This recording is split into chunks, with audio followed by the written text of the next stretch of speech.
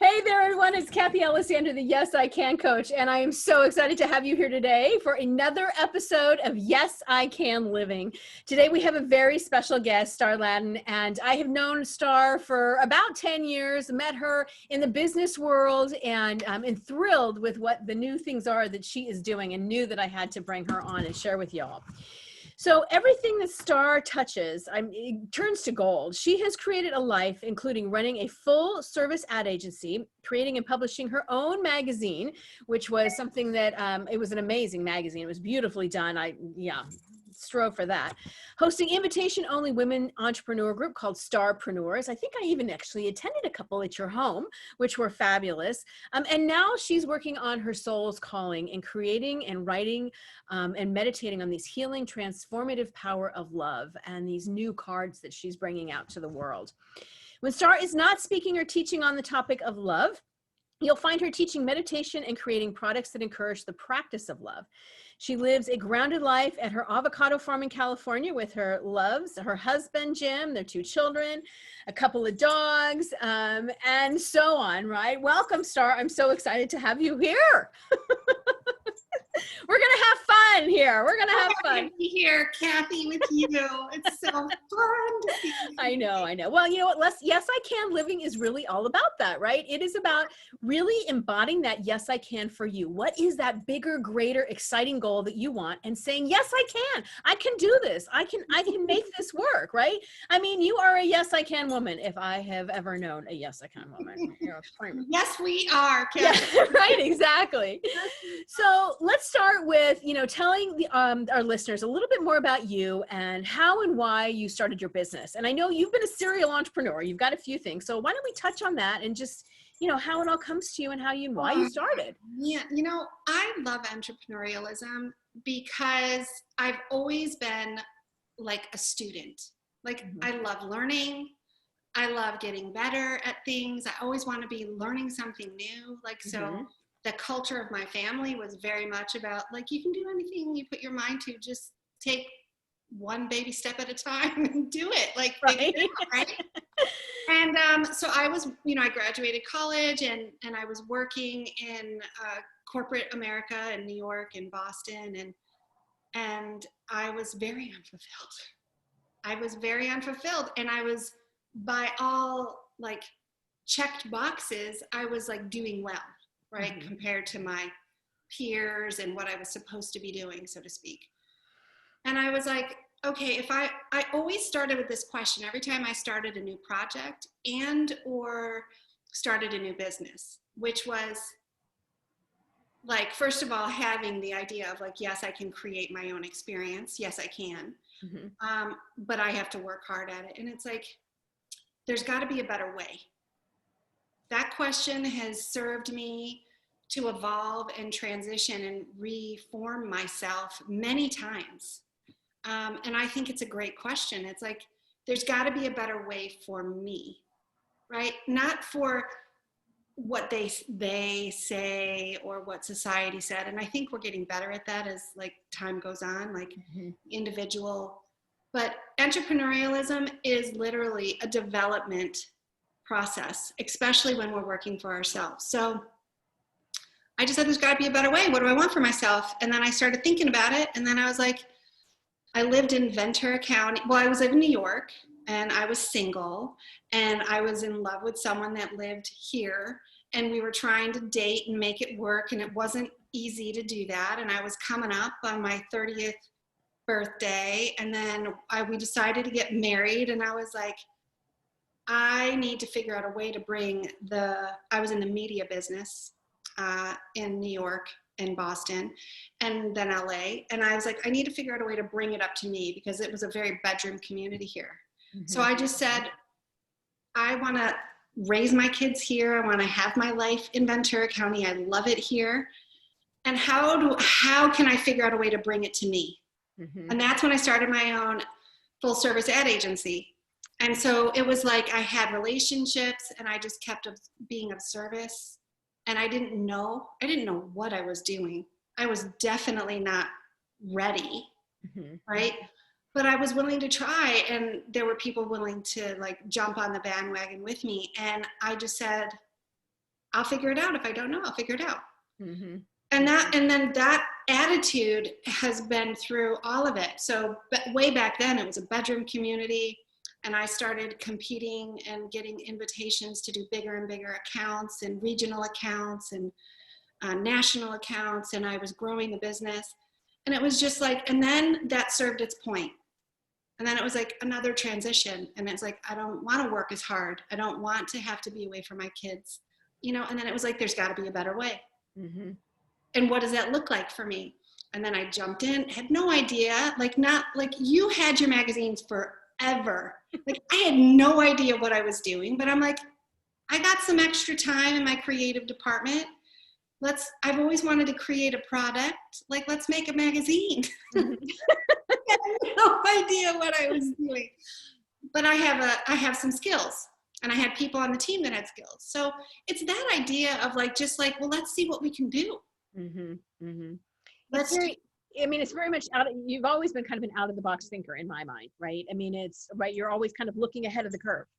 You know, what's next? What can I do? With what I've got, where do I go? I mean, yeah. Well, and you know, here's the other piece too. It's like, I'm dyslexic, and I've always been like had to use the resources that I had mm-hmm. available, right? Like I didn't know the right way to do certain things, but I knew that I could do something.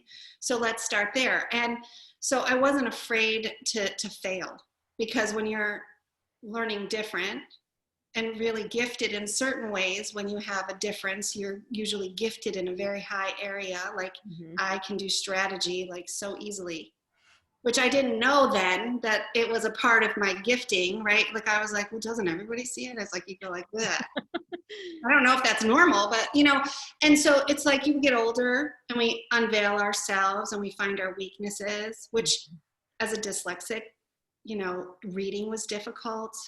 Writing was very difficult. Learning new things was the way the teacher would teach was difficult. But the beautiful part of that is that I learned how I learned. Mm-hmm. So I could go into an adulthood and business world and teach myself things because I knew enough about how I processed and how I learned. So I would ask a lot of questions and things like this. So it ended up really giving me so much more. Mm-hmm. And then, you know, transition and letting go. And, you know, there was a lot of ups and downs in that process. I mean, business is confronting. Mm-hmm. Mm-hmm. It can be incredibly high highs, low lows. It can be surprising and wonderful. It can be heartbreaking. It's like, you know, a novella. I mean, don't you find that, Kathy? Yeah, absolutely. Absolutely. It's always a roller coaster. It's never always, you know, and then it strikes me too. It's funny. Somebody was saying to me the other day, well, look how, you know, big she is and what all she's doing and blah, blah, blah. And she was referring to somebody and I said, yeah, well, do you realize she's been doing this for like 15 years? This isn't overnight, right? You know, that's the other people tend to think that it just needs to happen overnight and that it's all success and it's all, you know, butterflies and rainbows, right? And it's not. Usually messy. Yeah. It's really messy, and yeah, and if you like to learn entrepreneurialism, if you like things a certain way, and you got to be flexible. I think in business, you have to, like, there's so many things. You have to be connected with other people that are also in business, because trends are changing and shifting, and there's too much to know. That there's always something new. And I don't care what level of business you're at. So however you as an individual measure success, right? Mm-hmm. Like there was a time when I measured the success by how many millions my business was doing, right, either, you know, monthly or annually. And then I was like, this is overrated, because the pressure was more in an area that I didn't care as much about. And then I was like, family is more important to me. I'm going to take a back seat. You know, my husband, you know, we both ran successful businesses. Jim just sold both of his businesses, our businesses, and he's retired. And it was like, you can't have two people in a household and think the kids are gonna come out okay. Right. Right. So we have to, it's like the balance. It's like, what's the balance for you?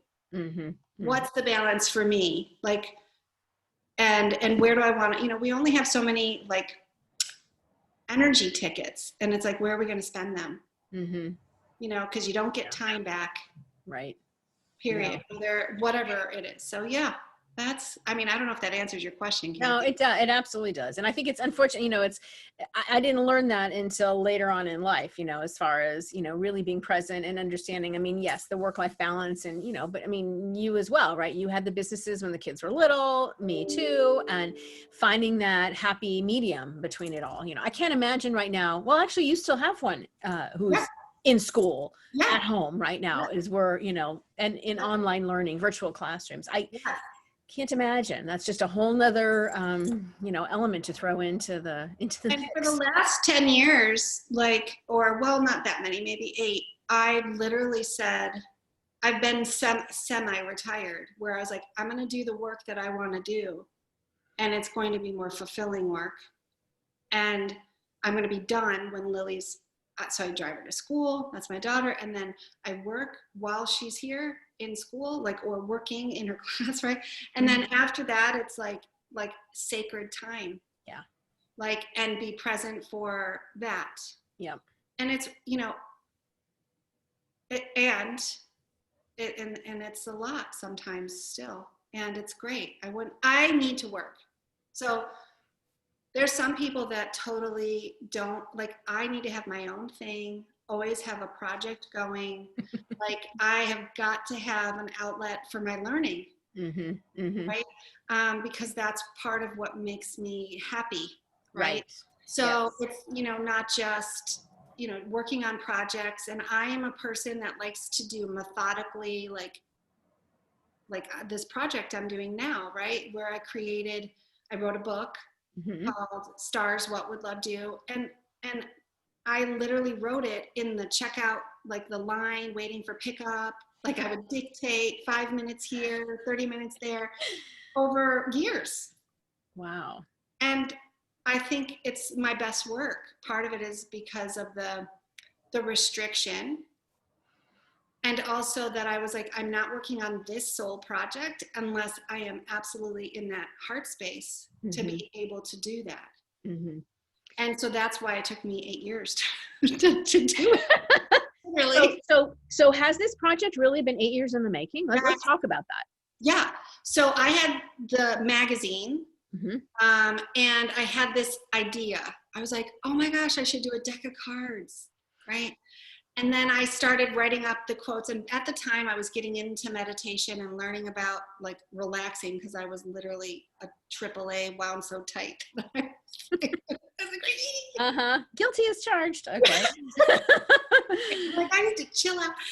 And then I started and then I was like, oh, this is great. And so I literally I did this idea, and then I parked it, because I was I call it parking lot. I put it in the parking lot until later.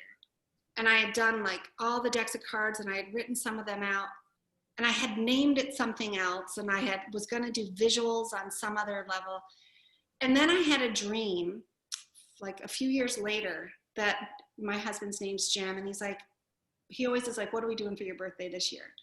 And I'm like, this year I had a dream that I'm supposed to paint 108 hearts in watercolor. I was like, I've never done watercolor, and my husband's also an artist. And I was like, okay, so can we go and get the stuff? And he's like, sure.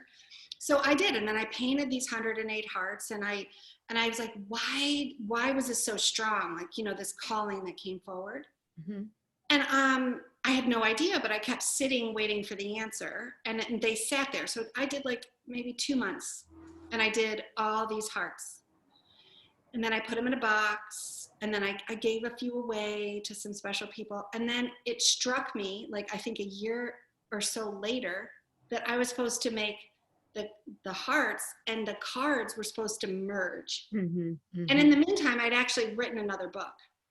Oh, And wow. then I went to go edit it, and I was so bored with it because I'm like, this is flipping boring. I don't even want to edit it. I mean, the content was correct. It was what I wanted to say, but I'm like, if something's not fun, like I don't want to do it. Like I'm such a monkey like that at work. Like it has to be like joyful and fun, right? I agree. So I literally was like, okay, this is not good enough. I'm sorry, Star. That's like, I know you worked a year on this book. This is not good enough. It's just not. So I parked it. Then I wrote another book. And then I knew that I was supposed to marry it together. So then I parked that book. And then I found the structure, and I found the like, it came to me in another dream about how I was going to structure this and how fun it would be and how I would be able to exchange and share and connect on a meaningful level. Because I think for you too, Kathy, like for me, I'm not interested in talking about fashion or the weather, or I mean, like those things are great, but I'm a deep thinker. I like to talk about deep, soulful connections, and I don't have a lot of that surface relationships in my life on any level. So this is a way for me to connect with people, kids, teens, adults, in a really like connected way, and it's so fun. Yeah. So that's the story. And then I just let it evolve and find its own level of like where it was going to be. And I think in ways when we allow for things to just reveal themselves to us and we let them come to us, then, and do the work in between, right? I'm a worker. I love to work. I love to work, right? That it's like, it's better than I could have done on my own. Because I know that this is like a collaboration with divine. Right. Not Right. just. Right. I mean, you said it right there. I mean, I think that's the dreams, the downloads, right? And there is, and I found this more so myself recently, even the Yes I Can living, and when what this was supposed to be, it has been percolating for a year and a half, and it showed up in different things in different ways, but until you got really quiet and like you, right? Sit back and listen and let spirit talk and guide, and right, and that's when things really get exciting and flow. At least that's been my experience. I mean, and it's really difficult to do. It's so easy, or I should say simple, not easy. And we need to practice like hearing the whispers, right? Before they literally are 2x4s smacking us going, yeah, you're knocked off the. I've had a couple 2x4s. I'm guessing over the years you might have had one as well. Yeah, more than I would have liked. Right? Yeah. Isn't that the truth? Isn't that? Well, talking about 2x4s. So what, when you've been, putting this all together, and especially we're talking about this, this new project, what has been your greatest challenge, or your biggest obstacle, and how did you come over that? Those are, me. Well, thank you for your honesty. For a bunch of reasons. My ego, for sure, wanting to be right, wanting to not look foolish or make a mistake. Also, I think that it is easier, and I say to be seen when you are selling or in a business doing service or something else that is like, in the ad agency, for example, or the magazine, it's like I was selling the team and their gifts and how amazing they were. And I didn't need to make it about me, but I did get a lot from doing that, right? Where it's like, my team is creatively geniuses or whatever. My writers are amazing. The people that are involved are all loving and they're awesome. But when it was about my heart and me standing before people saying, this is my soul's project, and let me just crack my ribs open and show you my insides. And this idea that I have about explaining it, it's like I became a child, like feeling very vulnerable. And that was weird and hard. It's still hard for me, really. I mean, I had to start slow. So I had to dip my toe into safe places where like I was in a group and we were all doing projects and we were like supporting each other along the way. And there was a lot of people in this group. And I had to understand why I was doing this project and sharing the project. And when I was first trying to explain the project, because it's a little bit different, people were like, I don't get it.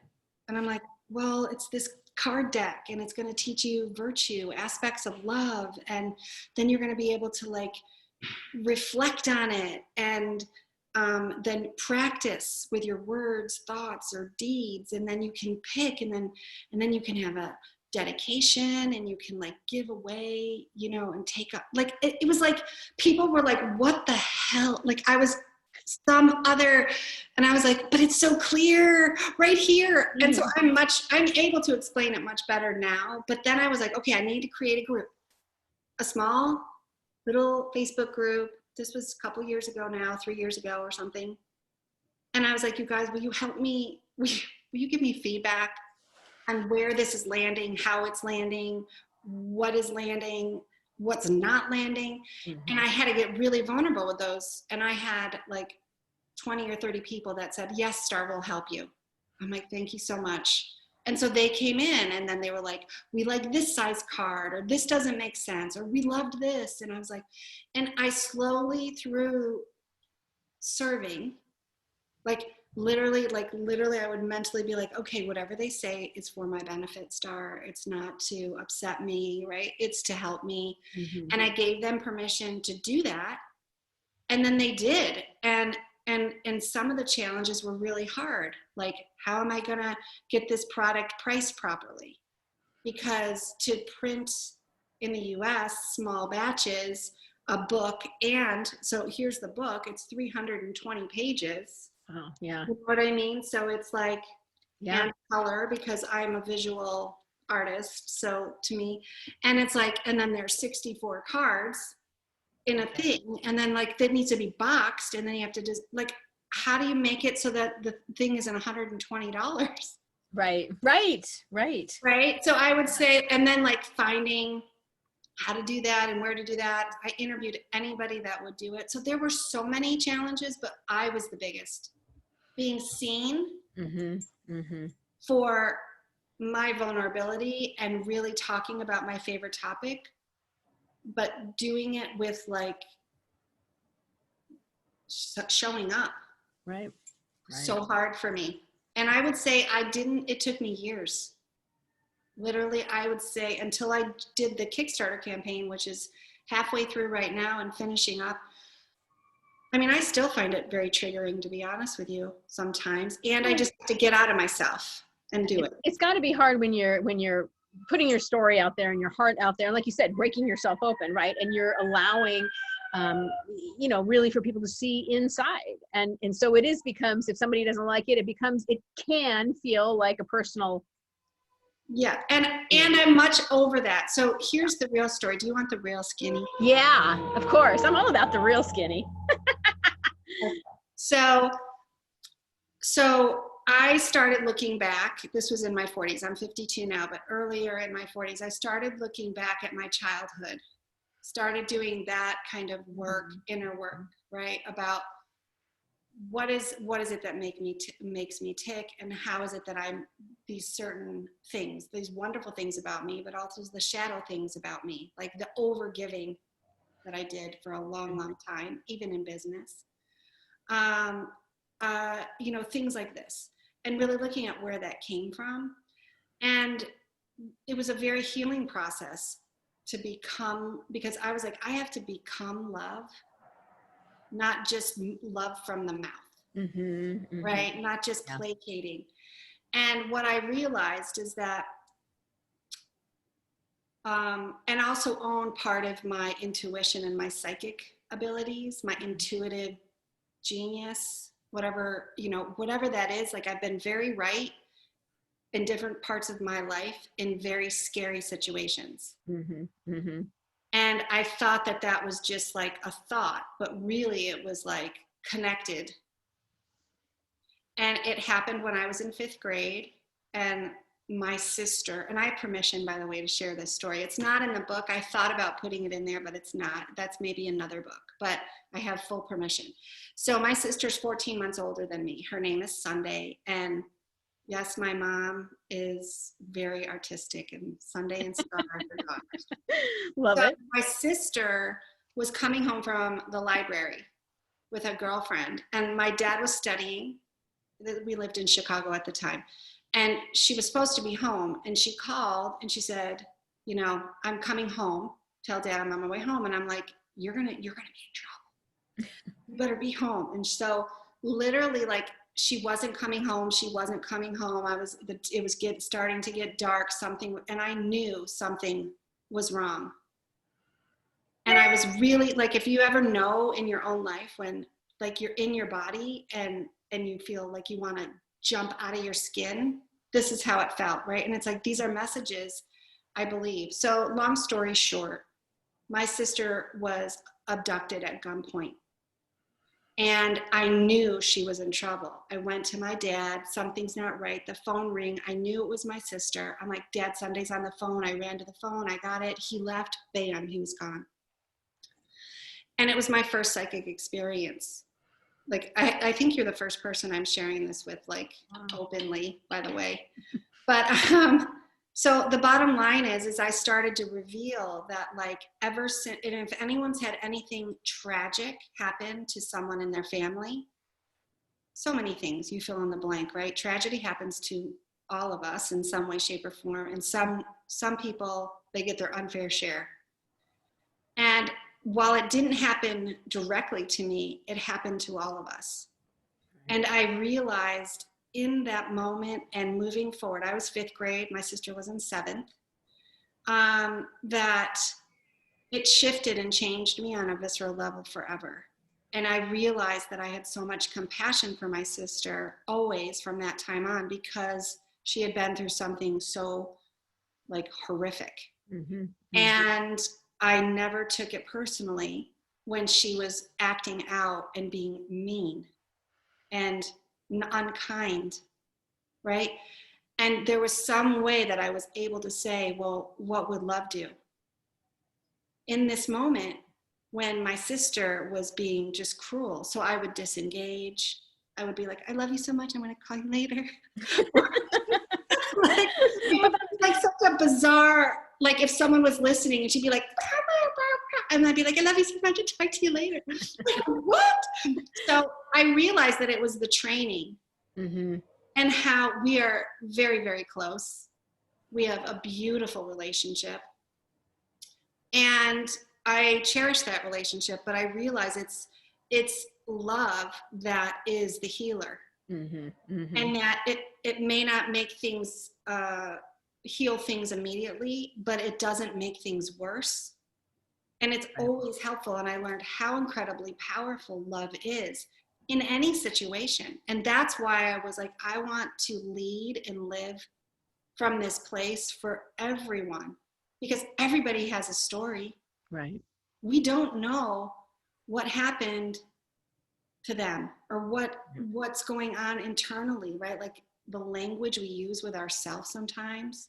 If there was a microphone in there recording it, we would never speak to others oftentimes the way we speak to ourselves. Mm-hmm. So it's like, what's really going on? It's like someone's always got something happening. So that's, for me, why this topic, self-love, self-care, self-compassion, like whatever gratitude, whatever language you want to use for it. It's like the actual thing that's happening is virtue, which is happening behind it in our hearts, not the virtue, like modesty kind of virtue, like literally the virtue that we talk about that literally is expansive and infinite, mm-hmm. and is healing. And that's the topic that I really teach, is virtue, but I do it through love, because love is the greatest power in the universe. Mm-hmm. So that's the story. Wow. Thank you for sharing that with me and all of our listeners too. It's a powerful story. And, and to be on that path all the way along. I just love that. I mean, just even this idea of what would love do in any of the situations when we're facing challenges or somebody, whatever, right? Instead of, and especially right now, everything is super hyper sensitive, right? Where if people are lashing out because of all the stress and everything. And so if we're able to take that step back and say, okay, if I'm coming from a place of love, if I'm offering compassion and grace, what would love do? I love it, Star. Yeah. Absolutely love And it. sometimes, and it's a tricky thing because, sometimes we try to help Mm-hmm. and we're over helping, right? Right. So sometimes it's just Mm-hmm. like, I'm here. How can I help you? Like, Right. Right. Yeah. Just being present. Yeah, absolutely. Knowing that. But it's hard to do. It's hard to do that. And Mm-hmm. I think we feel sometimes we have to do more than what we really need. Like us being and observing someone talk, it's a gift and it's enough. Right. Yeah. Agreed. Yeah. So it's powerful. Yeah. It Anyway. is. Tell me about, so you mentioned it a little bit before, and depending upon when you're listening to this podcast, I know you've got this Kickstarter campaign, and I've been following all that, which is super exciting. Thank you. I think it ends, this podcast, you should be, if you're listening to it right away, you should be on there, but tell us about where they can find the Kickstarter campaign, but also a little bit about why you decided to go that route and how that's. Oh yeah. So first of all right, the Kickstarter campaign goes to September 16th, 2020. We are doing great. We're almost at 80%. We have a couple weeks left, a little more than 2 weeks left before we do that. So from the time we're recording this, and then I will produce them so that they will be marketable, right? Mm-hmm. So then there'll be, all the places that I can do online.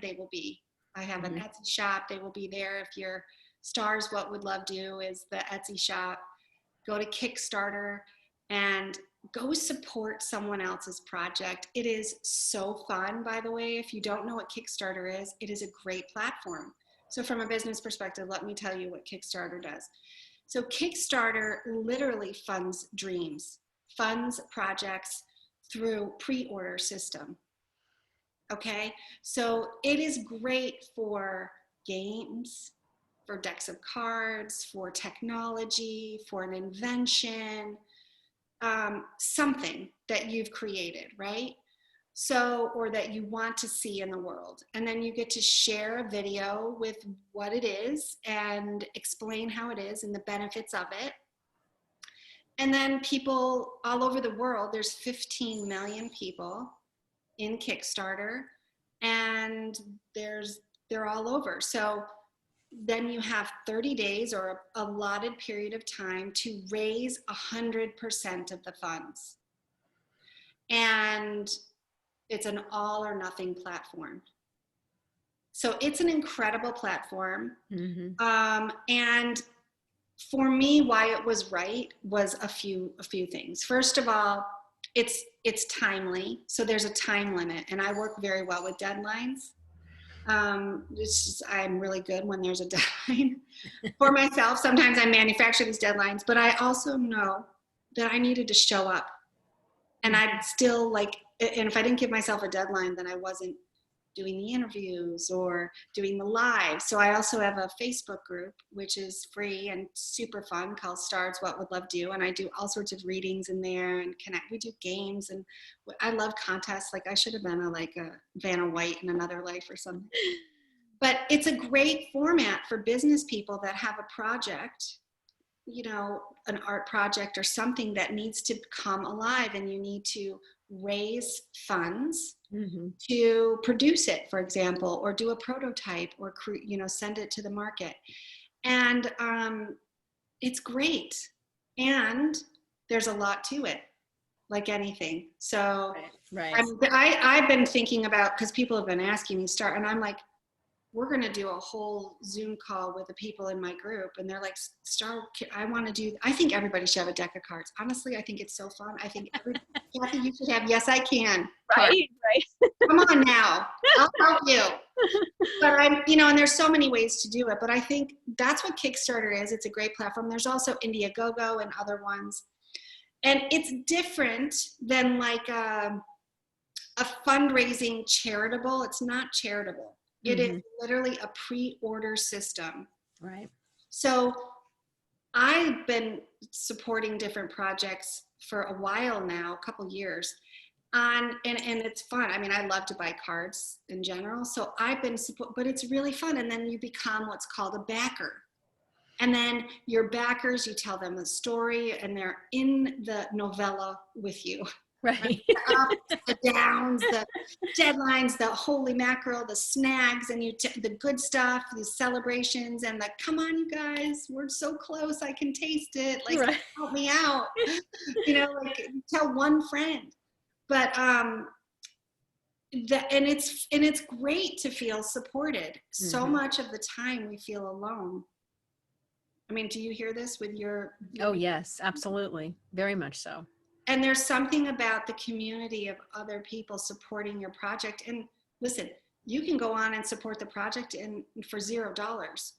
Every single person that goes and supports the project, I am so grateful because it's giving me assurance that what I'm creating in the world, what you create in the world, that they're somehow worthy of other people's attention. Even if they don't have any money to support it, it's like their attention is a form of currency. Right. Absolutely. So yeah, it's a great format. I highly recommend it. And there's a lot to it, like anything, but many people do it over and over and over again. Right. So they'll launch this thing and then they'll launch the next thing or a version of it. And it can grow and do it. And it's been fun. I think it's been one of the funnest things that I've ever done.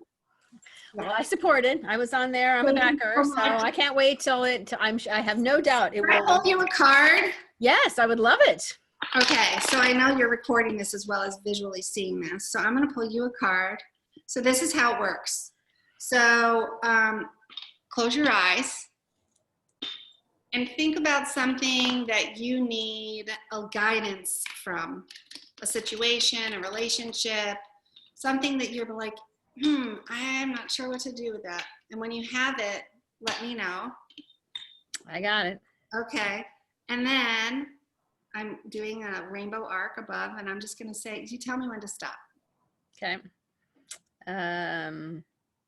Stop. Ooh, okay. Oh, your card right here. Faith. Oh. Let me read it. Okay. Yeah. Faith is a powerful force that can open doors and bring about positive change in the world.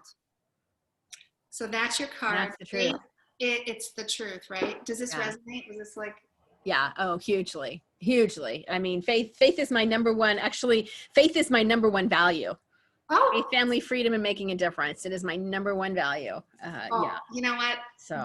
It's so fascinating because this is the thing. For those of you listening, and Kathy, because you said faith is your number one, it's like really how I see these cards, it's really a way to speak to the divine, the unseen source, universe, whatever you want to call it. It's a way to tap in and get the messages that we need to hear. And it's like, because we participate with it, it's really great. So here's what faith is an antidote for. Let me tell you. Faith is an antidote to uncertainty, doubt, misgivings, reservations, hesitancy, disbelief, rejection, distress, doubt, skepticism, suspicion, anxiety, and confusion. So if your problem was, or challenge was something in there, then faith will be how we lead from love, right through that. Because having trust and confidence in an outcome in life can make faith easy. True faith comes when the outcome is uncertain. The foundation of faith is trust in oneself and source, and non-attachment to specific outcome, knowing that all is well no matter what. So that's the message for you. There's more, but wow. The idea is like, how do you want to practice this moving forward? So people would pick like, okay, I want to practice with my thoughts because I'm a thinker, words because I like to write or do whatever, or deeds because I like to act. Right? So which one do you want to do? I'll read you one. So what were the first two? Last one was deeds. Thoughts, words, deeds. Thoughts. Okay, yeah, you're a thinker. So notice what irritates you. What do you say to yourself? Contemplate, how can I reframe this to help me feel more patient? Okay. Okay. That's So good. it's like, and I give 3 or 4 different examples of things that resonate. So a thought says 3 or 4 words deed. So you have like between 9 and 12 different things. This practice is meant to be like fast, simple, easy. It could be funny, you know, because it's like, you know, sometimes we get the same card over and over again. Right. Yes, yes, yes. My husband and I were on a date the other day. It was my birthday. We both got the same card. It was like, it was beauty. And we were going to do beautiful things, look at art and like go and look at nature. And we chuckled, we laughed so hard. We looked at each other and just laughed. I love it. So fun. Well, so in alignment, right? I mean, whatever you're meant to hear that day, I firmly believe that. I know, right? So I hope that helps. I hope that absolutely does. It absolutely does. I appreciate it. So let me ask this: where, you know, if somebody wants to support the Kickstarter campaign, if they want to connect with you, where would be the best place to drive them? Okay, so if you want to join us on Facebook, I have a free group, Stars What Would Love Do, STARS, What Would Love Do. That's free. You can join us there. You can join us on Kickstarter if you want to see the video I did explaining and seeing the visuals of the cards. It's kickstarter.com and go to Stars What Would Love Do cards, okay? And then look us up. We're there. And then if this is after September 16th, you can still look us up on Kickstarter, although the Kickstarter will be closed. I eventually will end up on Etsy, my Etsy shop, which is Stars What Would Love Do, and other places, but I already know that I have the Etsy shop set up. So that will be after December. They'll be available to purchase there. Wonderful. So that's Awesome. easy. Or Instagram, Stars What Would Love Do cards. Join us there. We're doing all sorts of fun games and posts there too. But Fantastic. it's been a delight to be with you. It has been wonderful. It's been great to see you and speak with you and, you know, and just really hear what you're up to, right? And then share. I appreciate you sharing, you know, your challenges and, you know, the ups and downs and really being transparent with our listeners of what it takes to, you know, create things and then actually getting to a point where you're following your soul's calling, right? Yeah. And really you know, here's the one thing that I would say, having strategized and worked with literally thousands of entrepreneurs over 20 years that I did brand strategy and my own journey, is that I find that the more successful someone is, the more humble they are. So, yeah, because they're more in service, the more service oriented we are. And that's a journey in and of itself. And I just want to say that I so appreciate you, Kathy.